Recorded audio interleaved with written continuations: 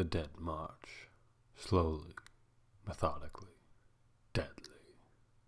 A horde is marching forward, bringing only death and destruction, for that is their nature. Zombies have often captivated viewers. From The Walking Dead to Zombieland, people have often wondered how to beat a zombie horde. Even with modern technology, humans seem to always lose against the undead. The victory against them is quite easy with some smart strategy. First, we have to introduce you to our heroic heroes. Welcome to the Erwind Empire, a noble and proud people. Powerful, brave, and intelligent, the Erwind are sure to fight to the very end. Under Emperor Emerick, a wise yet proud leader, sure to use all the knowledge available to him, the Erwind Empire stretches from the Penfall Mountains to the scorched desert and the ocean of Osgord. With its capital in Evertown and its two most important towns, Blue Water in the south off the ocean of Osgord and the other Everplains off of Almer's Lake, and two military camps lie near the capital with outposts located on the periphery of the empire. Before we begin the zombie attack, we must discuss the type of zombie we will be fighting. The zombies that attack the Erwind Empire are fast zombies, similar to the ones in Zombieland. Zombies' infections can take anywhere from 1 to 7 days for a human to turn into a full-fledged zombie, allowing them to sneak behind enemy lines. These zombies don't die all at once their leader is lost, so every single zombie must be eradicated to remove the zombie infection. These zombies act like wild animals, attacking when the opportunity arises and retreating when defeat seems certain. The zombies attack with little tactics other than overwhelming numbers. The Zombie Horde, commanded by Sir Bones-a-Lot, a former noble from the nearby kingdom of Woodor, arrives at the southernmost outpost hidden among the refugees from the fallen Woodor kingdom. Emperor Emerick, fearing the spread of zombies into his territory, has issued a decree forcing any refugees entering the country to be searched for zombie infections. Whilst all seems good, there is a growing traffic jam as zombie searches continue to stall. And as the jam grows, Sir Bones-a-Lot has arrived. His zombie infection has now spread to make him a full-fledged zombie. Sir Bones-a-Lot begins to infect the other refugees cramped into the overflowing refugee camp. As his horde begins to take shape, the remaining refugees charge towards the outpost in search of safety. The troops being overwhelmed by the oncoming refugees begin to break. The zombie horde grows, continuing to expand and destroy the outpost.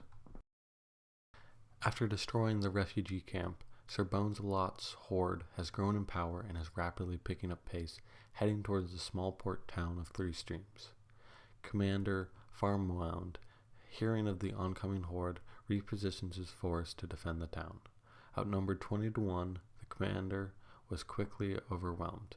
Sir Bones-a-Lot's army has grown to a massive horde, 1,000 strong and threatening the heart of the empire. Emperor Emerick, realizing he has to do something in order to stem the expanding horde, consults his books and advisors on what to do. Learning of how other empires have failed to defeat zombies' horde, Emperor Emerick has defined a new plan in order to beat this oncoming horde. His plan involves first dividing up Sir Bones-a-Lot's horde into smaller, more manageable hordes. Second, he would create choke points that would funnel zombie hordes into kill zones. Third, he would have his forces engage primarily with only archers and cavalry. Archers because they could kill zombies before they were able to attack back, and cavalry because they could outrun the relentless zombies horde, so they could divide up the horde better into smaller packs. Fourth, he would have his infantry only engage with the zombies if there was absolutely certain a victory or they had no other choice to fight. 5. Keep the refugees and civilians away from the horde. The last one is a little bit more complex than it seems. Instead of concentrating all of his civilians to one place like the capital, where they'd be most defended, Emerick decided rather to spread out his civilians because it would force Sir Bones-a-Lot's horde to split up. This would also make it so, if the Empire's forces failed to defend the citizens, there would be a less juicy prize for the zombies and slow down the horde's advances. With his plan formulated, he issues his orders and prepares for war. The Emperor sends his best forces towards the towns of Bluewater and Everplains, as they were the most highly populated. Outside of Bluewater, he sends his cavalry into the forest. He uses his cavalry in an attempt to break off a chunk of Sir Bones-a-Lot's hordes. Then, using traps and hidden archers, he is able to weaken the horde. Finally, taking his infantry, cavalry, and archers, he finally breaks the horde. Most of the horde is destroyed, but some of it is able to escape and into the wilderness. While the Empire has had tons of success in the south, they have lacked success in the town of Everplains. Zombie forces were successfully able to break through the town, largely due to the arrival of a second horde from the east. The horde at Everplains has now grown to such a size that it would outnumber the combined forces of the Empire, so Emerick had to act intelligently in order to break up the horde. Using his limited forces, he is able to break it off into several chunks and dragging it into the forest like he did at Bluewater. But he lacked enough troops to beat them in an open battle, so he creates a trap surrounding the oncoming hordes with fire, burning them up, and then firing upon them with archers and then charging them down with cavalry.